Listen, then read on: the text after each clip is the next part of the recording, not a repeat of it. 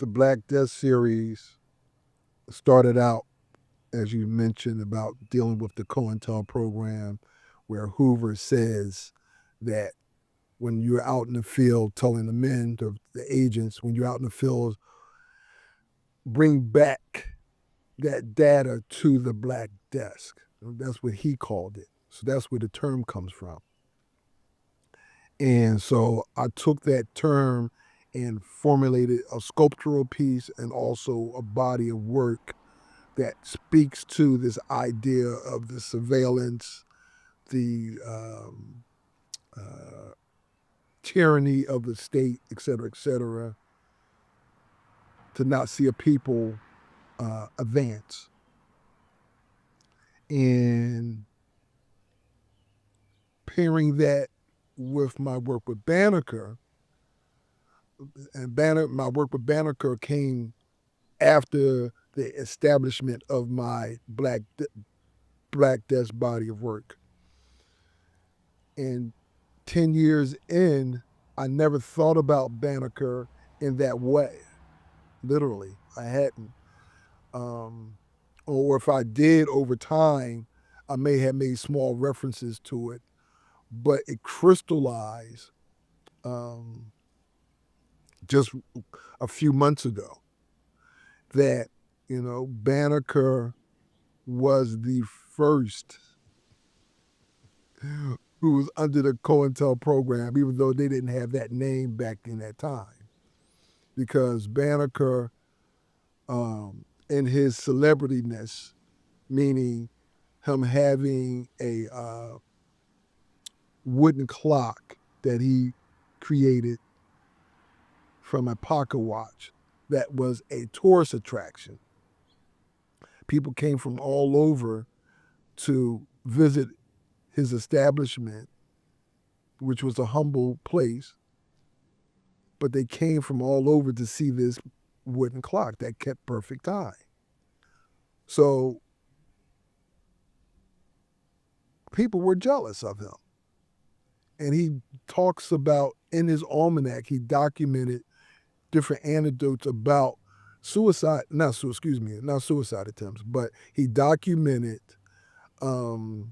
assassination attempts on his life. And one account is, quote unquote, as I stand here in my doorway, I hear bullets from muskets whistling past my ear. That's assassination attempt. Somebody was shooting at him while he was on his own property. So me revisiting, and I did a whole video around that, but me revisiting that in these last few months, I'm thinking, wow, all this work he did to contribute to humanity's betterment, that didn't mean anything. It didn't mean anything. So to these people who wanted to, have bullets from muskets whistling past his ear, and then on his day of being buried, his transition day, they're putting him in the ground, and people are at the funeral and they see smoke, billowing from his home. And his home was his laboratory. His home was his studio. And they're destroying the documents, all his work. So you can't tell me that's not COINTEL program.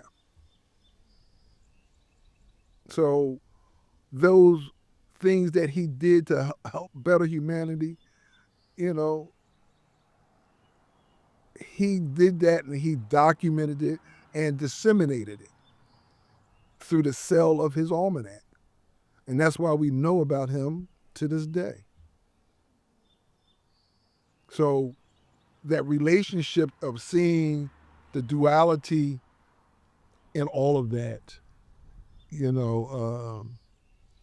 helped me to bridge that connection, but also show that all this stuff is nothing new. What we're seeing in 2026 with people trying to pull back the curtain on the history of the African American community's contribution to this country. It's nothing new. We all up in the uproar about it, and we should be, but this stuff ain't nothing new. So these are just reminders. My work is a lot about reminding, preservation. I went to this uh, orientation for the Rome Prize recipients for 2026, 2027, which I was honored to be a part of. And in the orientation, one of the scholars that was there, uh, her work was about preservation. So when I shared with her about what my work is, and she told me what her work is, and she said the word preservation, I said, "Oh wow, that's what my work is about." Preservation. So how do you preserve it? By keep presenting the information, keeping it in front of the people.